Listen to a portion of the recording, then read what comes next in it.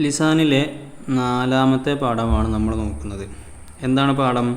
സ്വല്ലൈതു, ഞാൻ നിസ്കരിച്ചു, റക്അത്തൈനി, 2 റക്അത്ത്. സ്വല്ലൈതു റക്അത്തൈനി, ഞാൻ 2 റക്അത്ത് നിസ്കരിച്ചു. അപ്പോൾ എന്താണ് പാഠത്തിൽ പറയുന്നത് എന്നുള്ളത് നമുക്കൊന്ന് വിശദമായിട്ട് നോക്കാം.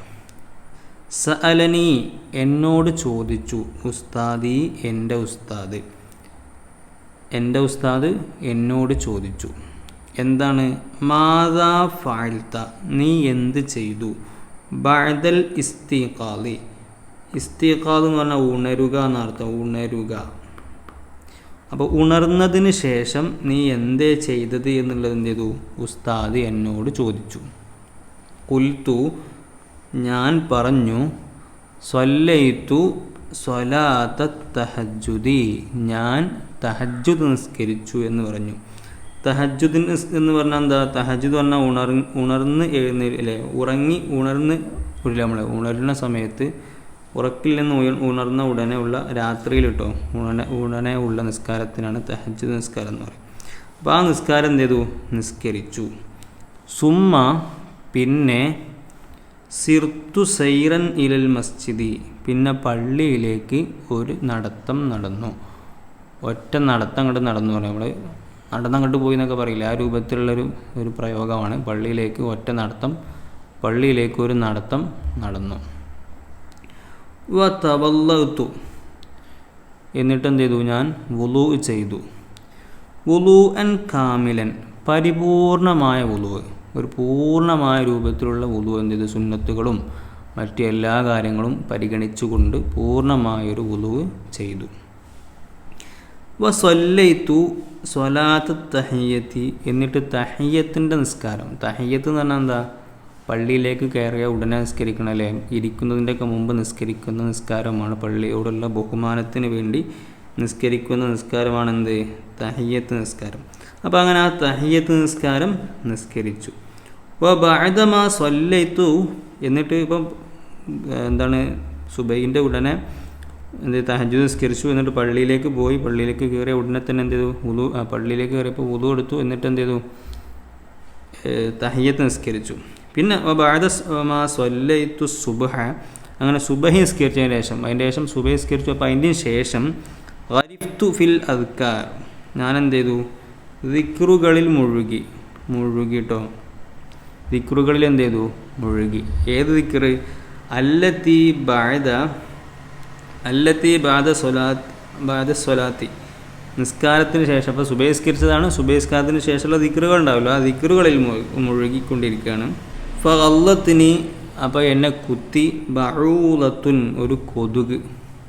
ബഊലത്ത് എന്ന് പറഞ്ഞാൽ എന്താണ്? കൊതുക് എന്നൊക്കെ പറയട്ടോ. കൊതുക് എന്നെ കുത്തി. വലറബ്തുഹ, ഞാൻ ആ കൊതുകിനെ എന്ത് ചെയ്തു? അടിച്ചു. ലർബത്തൻ ഫമാത്തത്ത്, ഒറ്റ അടിയാണ് കൊടുത്തു. ഫമാത്തത്ത്, അപ്പോൾ അത് ചത്തു.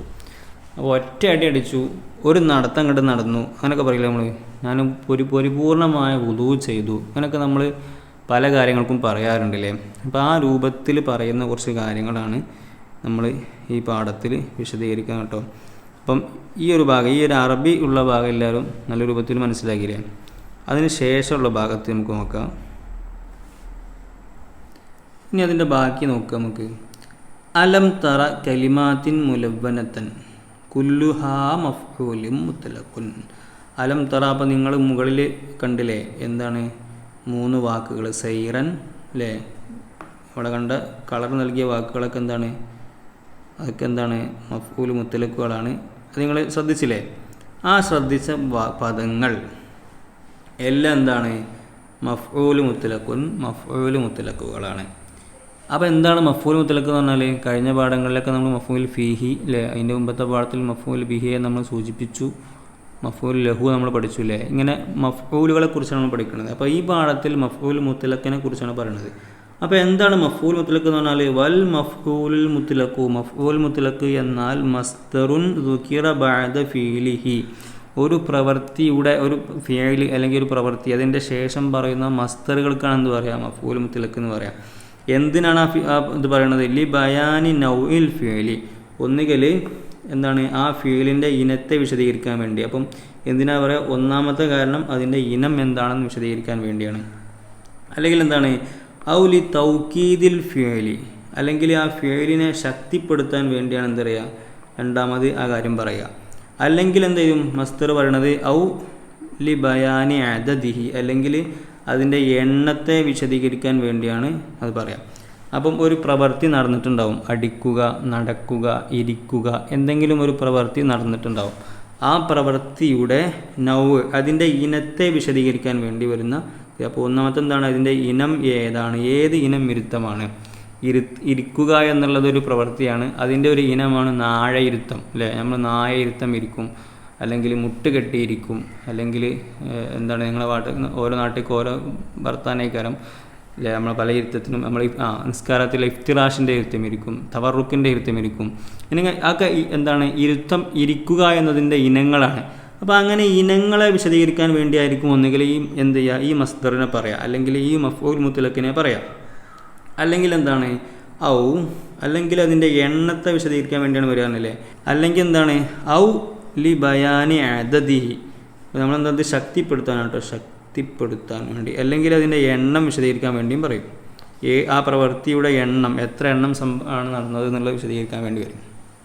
ഞാൻ 2 സുജൂദ് ചെയ്തു, ഞാൻ സജദത്തൈനി എന്നുള്ള നമ്മുടെ പാഠത്തിൻ്റെ ഹെഡിങ് 2 സുജൂദ്. അപ്പോൾ ആ രൂപത്തിൽ എണ്ണം വിശദീകരിക്കാനോ, എണ്ണങ്ങളെ വിശദീകരിക്കാനോ, അല്ലെങ്കിൽ ഇനം വിശദീകരിക്കാനോ, അല്ലെങ്കിൽ ആ പ്രവൃത്തിയെ ശക്തിപ്പെടുത്താനോ ആയിട്ട് പറയുന്ന മസ്ദറുകൾക്കാണ് എന്ത് പറയാം? നമ്മൾ ഈ മഫ്ഊൽ മുത്ലഖ് എന്ന് പറയട്ടോ. അപ്പോൾ ഉദാഹരണങ്ങൾ നോക്കുക. മിസാലുൽ അവൽ, ഒന്നാമത്തതിന് ഉദാഹരണം. ഒന്നാമത്തെ എന്തായിരുന്നു? ഇവിടെ നമ്മൾ കണ്ടില്ലേ, ഒന്നാമത്തത് ഇതാണ്. ഒന്നാമത്തെ എന്താണ്? ഇനം വിശദീകരിക്കാനുള്ളതാണല്ലേ. ഏത് തരം ഇനം ആണെന്നുള്ളത് വിശദീകരിക്കണം. അപ്പോൾ ലാ തഖുദ് ഖുഊദ കൽബിൻ, ലാ തഖുദ് ഖുഊദ കൽബിൻ, നീ നാഴയിരുത്തം ഇരിക്കരുത്. നാഴയിരുത്തം എന്നുള്ളത് എന്താണ്? അതൊരു ഇനം അല്ലേ? ഇരുത്തത്തിൻ്റെ ഇരിക്കുക എന്നതിൻ്റെ ഒരു ഇനമാണ്. അപ്പോൾ അതിനെ വിശദീകരിക്കാൻ വേണ്ടിയാണ് ഇവിടെ എന്ത് ചെയ്തത്? മഫ്ഊൽ മുത്ലഖ് വന്നത്. മിസാലു സാനി, രണ്ടാമത്തതിന് ഉദാഹരണം. എന്താണ് രണ്ടാമത്തെ പറഞ്ഞിരുന്നത്? അതിനെ ശക്തിപ്പെടുത്താൻ വേണ്ടി വരുന്നതാണ് അല്ലേ. ദറബ്തുഹു ദർബൻ, ഞാൻ ഒരു അടി അങ്ങോട്ട് കൊടുത്തു എന്ന് പറഞ്ഞു. ദറബ്തുഹു ദർബൻ, ഞാനൊരു അടി അങ്ങോട്ട് കൊടുത്തു, അതാണ് ഇപ്പോൾ എൻ്റെ അർത്ഥം. അപ്പോൾ ആ അടിച്ചു എന്നുള്ളത് ഉറപ്പിക്കാൻ വേണ്ടിയാണ് നമ്മൾ അങ്ങനെ പറഞ്ഞത്. അല്ലെങ്കിൽ ഞാൻ അവനെ അടിച്ചു എന്ന് പറഞ്ഞാൽ മതിയില്ലേ. അല്ലെങ്കിൽ നമ്മളെന്ത് പറയും? നമ്മൾ നല്ല അടിയൊക്കെ കൊടുത്തിട്ട് ഒറ്റ അടിയായിട്ട് കൊടുത്തു എന്ന് പറയില്ലേ. അതിനെ നമ്മൾ വിശദീകരിക്കാൻ വേണ്ടി ആ രൂപത്തിൽ പറയുന്ന ഇതാണെന്ത്? ഈ ലറബ്തുഹു ലർബൻ എന്നുള്ളത്. ഞാൻ ഒരു അടി അടിച്ചു എന്നുള്ളത്, ഒരടി അടിച്ചു എന്നുള്ളതല്ല, അടിച്ചു എന്നതിനെ ഉറപ്പിക്കാൻ വേണ്ടി അവിടെ ഒരു എന്ന് പറഞ്ഞിട്ടോ ആ രൂപത്തിൽ എന്ത് ചെയ്യും? അപ്പോൾ അതിനെ ശക്തിപ്പെടുത്താൻ വേണ്ടി വരും. നമ്മൾ ആ ചെയ്ത പ്രവൃത്തി ചെയ്തിട്ടുണ്ട് എന്ന് ഉറപ്പിച്ച് പറയാൻ വേണ്ടി, അല്ലെ ശക്തിപ്പെടുത്തി പറയാൻ വേണ്ടി എന്ത് ചെയ്യും? ഇത് രൂപത്തിൽ മഫ്ഊൽ മുത്ലഖുകൾ വരും. അപ്പോൾ മിസാലു സാലിസി, മൂന്നാമത്തതിന് ഉദാഹരണം എന്താണ്? സജത്തു സജദത്തൈനി, ഞാൻ 2 സുജൂദ് ചെയ്തു. മൂന്നാമത്തെ എന്തായിരുന്നു? എണ്ണം വിശദീകരിക്കുക. എണ്ണം വിശദീകരിക്കുക എന്നുള്ളതാണ് നമ്മൾ മൂന്നാമത്തെ പറഞ്ഞത്. അപ്പോൾ മൂന്നാമത്തത് എന്താണ്? എണ്ണം വിശദീകരിക്കാൻ വേണ്ടി. അപ്പോൾ സജത്തു സജദത്തൈനി, 2 ഇരുത്തം ഇരിക്കുക. അപ്പോൾ 2 ഇരുത്തം എന്നുള്ളത് എന്താണ്? എണ്ണം വിശദീകരിക്കാൻ വേണ്ടിയാണല്ലേ. അപ്പോൾ ഈ രൂപത്തിൽ എന്താണ്? ഒന്നുകിൽ ഇനങ്ങളെ വിശദീകരിക്കാൻ വേണ്ടിയോ, അല്ലെങ്കിൽ നേരത്തെ പറഞ്ഞ ഇനം വിശദീകരിക്കാൻ വേണ്ടിയോ, അല്ലെങ്കിൽ ഫീലുകളെ ശക്തിപ്പെടുത്താൻ വേണ്ടിയോ, അല്ല എണ്ണം വിശദീകരിക്കാൻ വേണ്ടിയോ ഒക്കെ വരുന്ന എന്താണ്? മഫ്ഊലുകൾക്കാണ് എന്ത് പറയുക? മഫ്ഊൽ മുത്ലഖ് എന്ന് പറയുക. വൽ മഫ്ഊൽ മുത്ലഖു മൻസൂബുൻ, മഫ്ഊൽ മുത്ലഖും മൻസൂബാണ് കേട്ടോ.